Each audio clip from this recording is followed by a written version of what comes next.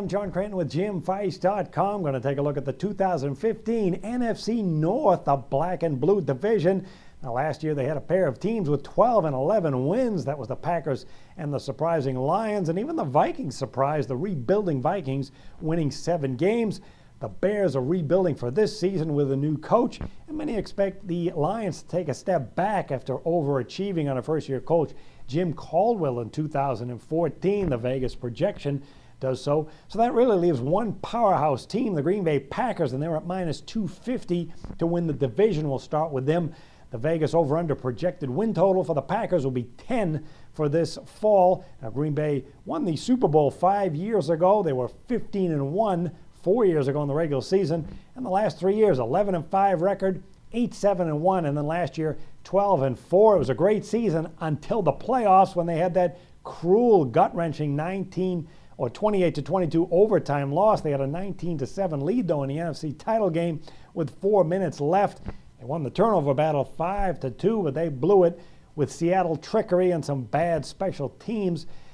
Green Bay is on a 10-5 spread run. Have to wonder, is this going to be a team with a chip on its shoulder? Certainly. They're also a super talented all-around team in an age of passing the football. Packers are deadly. They were tops in the NFL in scoring last year, 30.4 points per game. They were 6th in total yards, 8th in passing, with over 266 yards per game.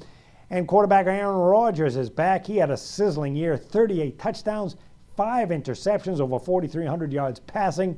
Wide receiving targets are loaded with Jordy Nelson over 1,500 yards and Randall Cobb over 1,200 yards. Great targets to throw to, and even the ground game is terrific for Green Bay, 11th in the NFL in yards rushing behind Eddie Lacy at over 1,100 yards rushing, 4.6 yards per carry. This Green Bay offense looks balanced and potent. The defense for the Packers, it's been a young defense the last couple of years, and they made some big strides last year, 10th in the NFL against the pass, but 23rd against the run. Good news is they get nose tackle B.J. Raji back from an injury, and linebacker Clay Matthews, he's going to continue to play inside, something they tried in the second half of last season when the run game struggled, and they had excellent results with it. So they'll be trying Matthews again on the inside. They still have 35-year-old linebacker defensive end Julius Peppers. He had 7 sacks. He's back. Now, the young secondary, they did give up quite a few big plays, and they've added to the depth and talent. Former first-round pick Clinton Dix at safety. He's back, has a lot to learn. And they add safety Demarius Randall in the draft. He's a rookie. He was a first-round pick, 30th overall out of Arizona State. Plus, in the second round, they took cornerback Quinton Rollins out of Miami of Ohio. Now, the Packers' schedule for 2015, they're going to open up with the rival Chicago Bears. That'll be on the road. They went from a 4 to 4.5 point favorite in Vegas already. And then week 2 is a big one. They're going to be hosting the Seattle Seahawks. They opened a 1-point favorite, but it was actually bet up to 2. So betting public is looking at Green Bay in a double revenge game there already. They lost twice to the Seahawks last year, 36-16 and 28-22. Now, the Packers play 4 of their first 6 games at Lambeau Field. They get the bye in week 7, which is nice. And then 6 of their final 10 games are on the road. Some of those road games at Denver, Carolina, Oakland, Arizona. Keep in mind, if you like to play totals, Green Bay a 10-5 run over the total. Second place, we'll take a look at the Detroit Lions. Vegas has them projected at 8.5 wins. Cerebral Jim Caldwell, boy, he did a dynamite job in his first year in Detroit, turning a sloppy, underachieving team into a playoff one. Overall, they went 11-6 straight up, 8-9 against the spread. They had that 24-20 playoff loss at Dallas as a 6.5 point underdog. Now, the passing offense has been great the last 4 years, ranked 4th, 2nd, 3rd, and 12th. Last year, they rolled up 252 yards passing per game. Quarterback Matt Stafford returns. He had 22 touchdowns, 12 picks, and over 4,200 yards passing. And they return a terrific 1-2 punch at wide receiver with Calvin Johnson, over 1,000 yards. And Golden Tate was a terrific pickup, 1,331 yards. Now, they could use more balance on the offense, with a weak offensive line, and the ground game ranked 28th as a result, which is why they took guard Laken Tomlinson in the first round. He's a 28th overall pick out of Duke. Running back Reggie Bush is gone, so Jacques Bell is back. He had 860 yards, but just 3.9 yards per carry. He's going to be battling rookie Amir Abdullah out of Nebraska and Theo Riddick. Now, the offense prefers a double tight end set. They really didn't get much from Eric Ebram, 248 yards. Brandon Pettigrew is also back. It's an all-passing offense for the most part, and if it's going to remain that way, they're going to need more passing options, which is why they bring in wide receiver Lance Moore. Now, the defense for the Lions, boy, they got plenty of talent on this defense all over the place, particularly up front. They were number 1 in the NFL against the run, 69.3 yards rushing per game. They do lose Ndamukong Suh. They bring in 31-year-old Haloti Ngata from the Ravens. That's kind of a wash, as both those guys are outstanding up front. They also have 29-year-old defensive end Jason Jones. He had 5 sacks, and 26-year-old Ziggy Ansah with 7.5 sacks. This defensive line is going to be awesome again.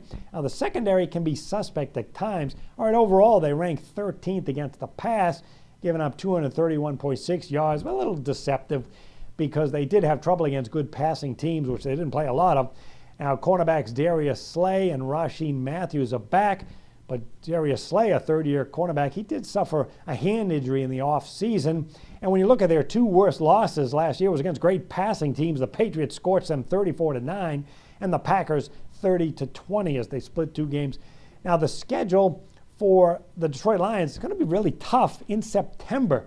They're going to open with 3 or 4 games on the road. One of those is at San Diego, long road trip. They got Minnesota. They got a home game against Denver, but then at Seattle. So really, this team could start 1-3 or even 0-4. Very difficult start. Now, they do play 6 of 8 games at home in midseason, and then 3 or 4 to end the year at the Rams, Saints, and Bears. Keep in mind the Lions are on a 14-19 spread run, and also with this great defense, they're on a 12-5 run under the total. Third place, we'll take a look at the Minnesota Vikings. Vegas has them projected at 6.5 wins. The Minnesota really turned things around quickly under Mike Zimmer, an offensive coordinator, Norv Turner last year. Well, the offense did have some growing pains. They ranked 20th in points scored, 20.3 points per game, and only 27th in yards. But they like what they saw out of rookie quarterback Teddy Bridgewater with 14 touchdowns and 12 interceptions. Nice quarterback of the future. Had almost 3,000 yards passing. Did have 39 sacks as he held onto the ball, but not a lot of turnovers. And the wide receivers, they add Mike Wallace, a head case with the Miami Dolphins, but he's got speed. And they already have speed with Cordell Patterson, 475 yards. So this looks like a potentially good passing offense. Could use some balance. And the ground attack wasn't that bad, 14th with 108 yards rushing per game behind Matt Ajatia with 570 yards, but only 3.5 yards per carry.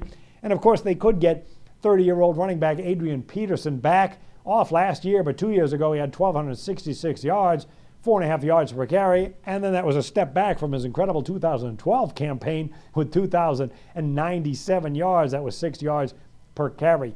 Now, Mike Zimmer's background is defense, and the Packers were pretty good last year. They ranked 7th against the pass, had some trouble against the run, ranking 25th, 121.4 yards per game, but the key is how many points you give up. And they were very good, ranked 11th in points allowed, 21.4 points per game. And the good news is, for 2015, no team in the NFL retains a higher percentage of defensive snaps than the Vikings. They're bringing back 94% of their playing time. Now, the Vikings have excellent young talent up front with 27-year-old defensive end Everson Griffin. He had 12 sacks. They still have defensive tackle Sharif Floyd up front. Linebacker Anthony Barr is going to be joined by rookie linebacker Eric Kendricks, a second-round pick out of UCLA. Plus, the secondary gets cornerback Trey Wayans. He was a first-round pick, 11th overall out of Michigan State, joining cornerback Xavier Rhodes, another high pick. So there's a lot of talent on this young defense. Minnesota's on a 10-6 run under the total. Last couple of years, they've been very good at home, a 9-7 straight up, 10-6 spread run at home. Have had their troubles on the road. 4-11-1 straight up, 9-7 against the spread. Now the schedule for the Vikings in 2015, they're going to be opening up on the West Coast at San Francisco. Then they play 3 out of 4 games at home. That's going to include big rivalry game with the Lions, Chargers. They got the Chiefs. They got the bye in week 5 early on. And then road games on the season at the 49ers, Broncos, Lions, Bears, Raiders, Falcons, Packers, and Cardinals. Not an easy road schedule, but still only 6.5 wins, and they reached 7 last year as they were rebuilding. Wouldn't be surprised to see the Vikings, competitive young team, going over 6.5 wins. Finally, in fourth place, Vegas has the Chicago Bears ranked at over or under 7 wins. Might be a third or fourth place teams. And looking at the Bears, boy, they went from Lovie Smith to Mark Trestman and now John Fox. Bears are playing musical coaches. The results, though, have been very disappointing. Maybe the general manager of the Bears needs to bring in better players, not coaches.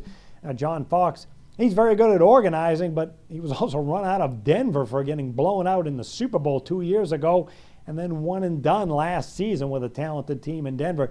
He takes over an offense that ranked 15th in the NFL in passing, but just 27th in rushing.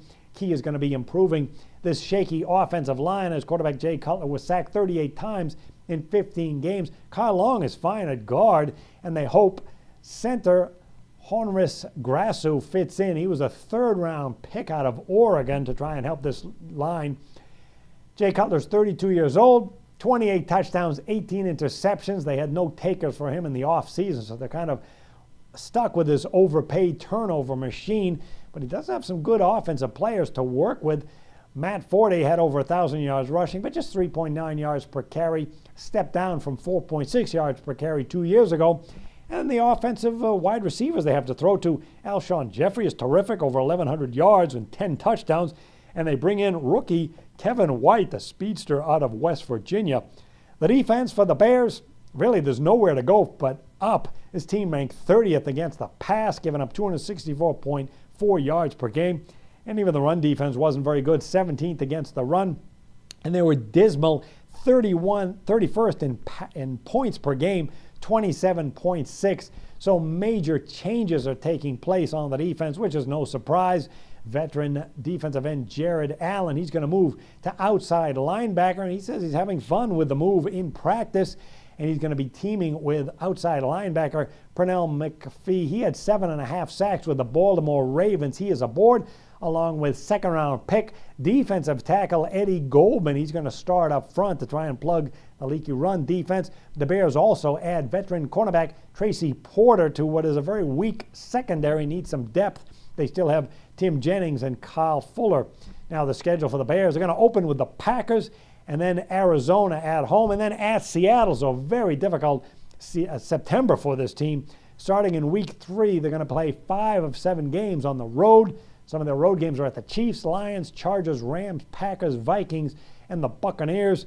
Keep in mind the Bears carry a 14-27-2 spread run into the new season. They've been money burners for a while, as well as a 7-4 run under the total. All right, make sure you go to jimfeist.com for top plays from the nation's best handicappers, as well as college football and NFL previews. And new members signing up will get a $50 credit. All that and more at jimfeist.com.